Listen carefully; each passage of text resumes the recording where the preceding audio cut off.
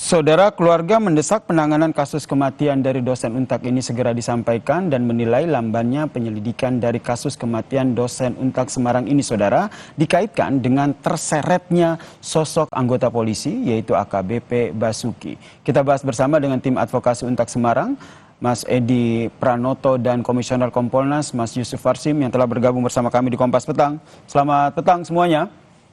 Selamat petang Mas Yasir. Saya ke Mas Edi dulu nih, sebagai tim advokasi Untak Semarang juga tentu memantau kasus ini. 8 hari usai penemuan jenazah, polisi belum juga mengumumkan unsur pidana, apakah ada pidananya atau tidak. Keluarga pun bahkan mendesak kejelasan kasus ini. Seperti apa tim advokasi Untak melihat kasus ini? Terima kasih Mas Yasir. Perlu kami sampaikan bahwa tim advokasi memang dibentuk oleh lembaga untuk mengawal proses ini, membuat perkara ini menjadi terang benderang.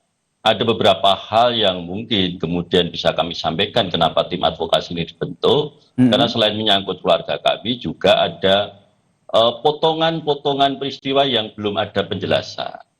Misalnya yang paling mudah untuk dipahami dan harus dipertanyakan adalah yang kami pertanyakan adalah rentang waktu dari AKBP B yang kemudian kena patsus itu dari jam 05.30 sampai dengan kemudian Inafis datang, kemudian kami justru mendapat informasi dari pihak lain, bukan dari pihak yang berwenang. Ini bagian-bagian yang kemudian kami ditugaskan untuk itu, Mas. Dan terakhir perlu kami sampaikan kepada Mas Yasir dan seluruh pemirsa, hari Senin kemarin kami sudah ke Polda, diterima oleh Kabid Humas Polda Pak Artanto, dan disitulah kami diskusi banyak terkait dengan kasus ini. Tentu ada bagian-bagian yang belum bisa kami sampaikan, sebagaimana kesepakatan kami dengan Pak Artanto, Mas Yasir. Oke. Tapi apa informasi terbaru saat diskusi dengan polisi dari Polda Jawa Tengah ini sudah bisa diinformasikan ke publik? Ya, yang jelas Polda akan profesional dalam menangani ini, termasuk terkait dengan proses-proses yang olah TKP yang kedua, apa yang ditemukan dan sebagainya disampaikan pada kami, dan kami juga memberikan masukan-masukan pada Pak Kabid Humas waktu itu, waktu ketemu, dan Pak Kabid Humas akan menyampaikan informasi-informasi yang disampaikan kami itu kepada Dirkrim Polda Jateng, karena perkara ini kan sudah ditangani Polda, dan kami tentu sebagai tim advokasi dan sekaligus kami tegaskan Mas Yasir, kami juga pemegang kuasa dari kakak korban, sehingga kami memang punya kepentingan langsung dengan keluarga dan juga untuk kepentingan lembaga kami, Mas.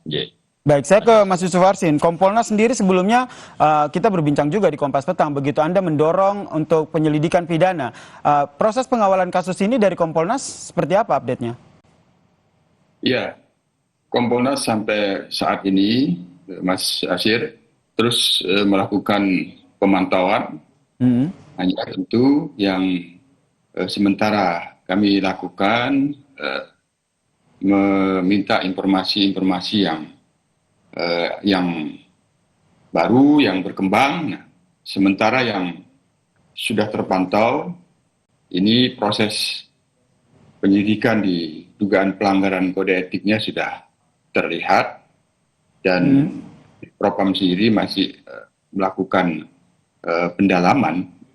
Hanya dalam hal ini tentu Kompolnas sebagai pengawas kinerja kepolisian di dalam pengungkapan kasus meninggalnya almarhumah dosen Untak ini, yang paling pertama kan ini antara penyelidikan dugaan pelanggaran kode etik yang kita pantau status AKBP statusnya sudah terduga pelanggar. Tentu yang menjadi perhatian kita apabila ini ada penyelidikan terkait dengan apakah ada peristiwa pidana atau tidak di dalam peristiwa meninggalnya almarhumah dosen Untak ini, kita berharap ini bisa bersinergi gitu antara proses dugaan pelanggaran kode etik dengan proses penyidikan terkait dengan dugaan tindak pidananya.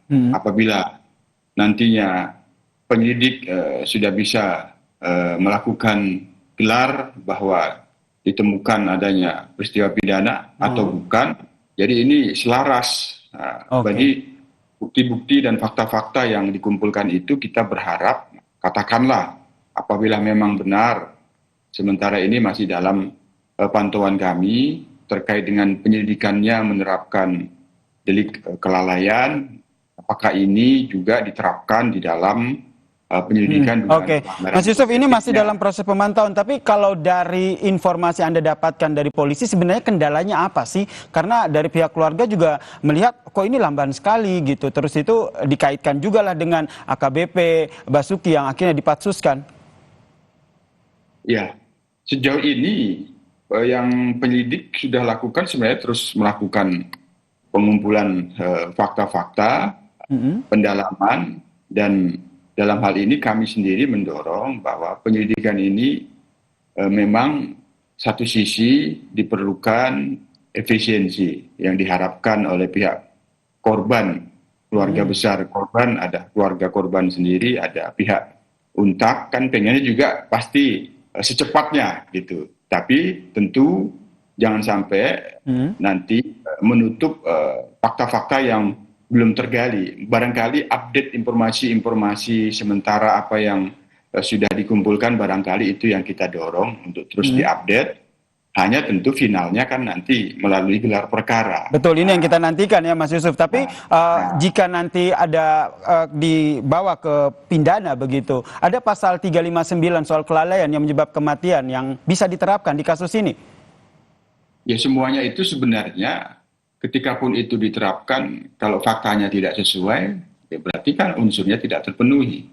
Bisa jadi ada fakta lain. Nah, fakta lain itu kan melalui keterangan saksi, melalui pemeriksaan forensik terkait dengan analisis digital forensik CCTV, terkait dengan hasil otopsinya, itu kan harus dibuat garis koherensi yang kuat, apakah memang unsurnya kelalaian atau ada yang lain atau bukan peristiwa pidana, termasuk apakah ada ringkasan rekaman medis almarhum. Intinya kronologi peristiwanya ini kan harus benar tergambarkan fakta-faktanya.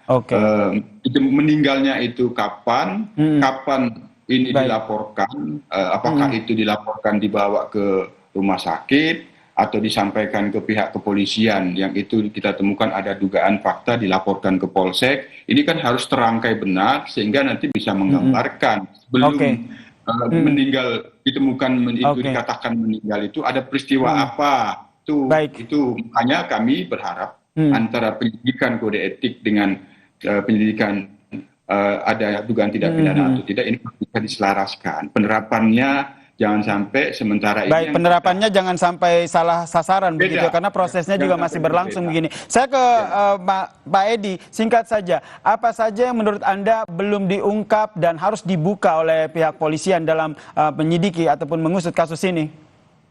Ya, terima kasih Mas Yasir. Jadi memang banyak beberapa hal yang kemudian kemarin kita diskusi dengan Kadif Humas Polda Jateng, ada persoalan-persoalan teknis, misalnya persoalan CCTV, persoalan HP, persoalan laptop. Ini yang kemudian perlu ketelitian dalam membaca semua itu, dan memang kami kemarin sepakat bahwa, dan kami yakin institusi kepolisian akan profesional. Walaupun misalnya ada oknum, tentu kami sepakat dan kami tentu berharap Kompolnas dalam posisi bagaimana proses ini bisa diperjelas, dipertegas, sehingga akhirnya penyelesaiannya adalah komprehensif yang memang bisa kita terima semua. Kalau kemudian tadi yang ditanyakan kenapa lambat, ya saya memahami karena banyak faktor yang kemudian banyak pihak yang harus dilibatkan. Misalnya terkait dengan otopsi, siapa saja yang membaca dan sebagainya itu tentu akan melibatkan banyak pihak.